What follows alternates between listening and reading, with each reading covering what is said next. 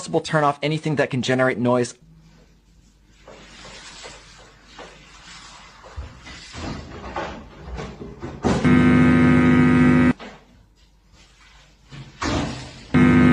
By just using tissue paper to mute the strings that you aren't playing, or a fret wrap to mute strings.